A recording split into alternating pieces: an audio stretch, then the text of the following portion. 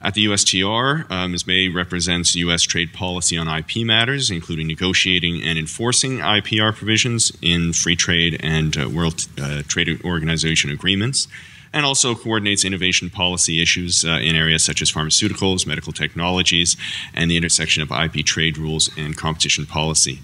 Ms. Bay and her office are actively involved in ACTA, the anti-counterfeiting trade agreement, and they're the authors of the Special 301 review of international protection, of IPR.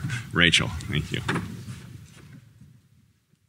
Thank you very much, Nick. I'm very pleased to be here with all of you today, but to be quite frank, I am not so thrilled to be following such an exceptional group of speakers, but I drew the short straw, so I'm the last one, but that's how it goes.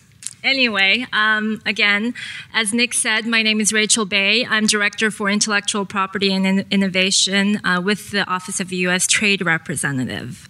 My role here today is to share with you a little bit about what we, the United States, is doing in the international arena. And that's dealing with the systemic issues to combat counterfeiting and piracy. That's ensuring that countries enact laws so that all of us are able to bring criminal cases, civil cases, administrative cases abroad, as well as empowering enforcement officials so that they are able to take enforcement actions in the various countries. So the Office of the U.S. Trade Representative, who are we? We are the trade negotiators for the United States. And our mission is to open up markets around the world for American goods and services. And how do we do that? We do this through developing and coordinating U.S. international trade, commodity, and direct investment policy. We negotiate trade agreements, and how IPR fits into this is that in our negotiations and in our bilateral discussions, IP plays a significant role in that discussion, and we have an IP chapter in our trade agreements. Also, we ensure the implementation of these agreements, and we oversee a number of trade laws, such as the Special 301, the Section 337, which I think many of you may be familiar with, and the generalized system of preferences. I'll touch on all those three later on in my presentation. We also lead discussions in the World Trade Organization and many other international fora. We do our work through close coordination across the U.S. government. We also coordinate and cooperate closely with foreign governments.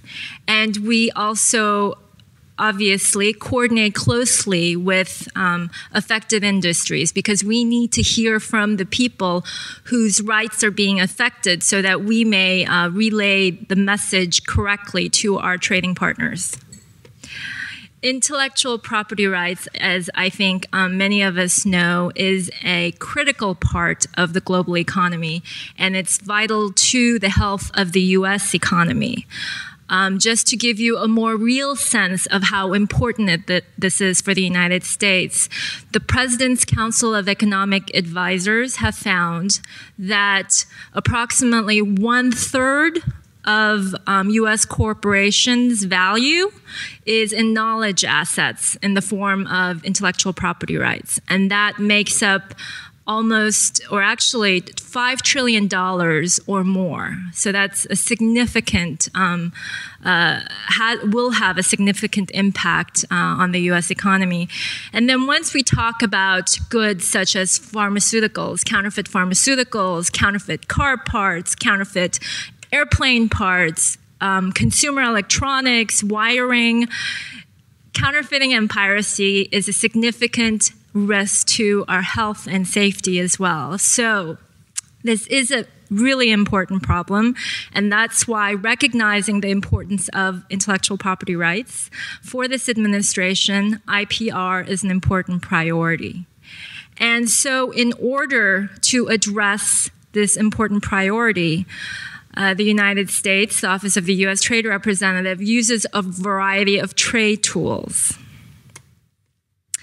First, I'd like to tell you about one of our most dynamic and new initiatives, which is the anti-counterfeiting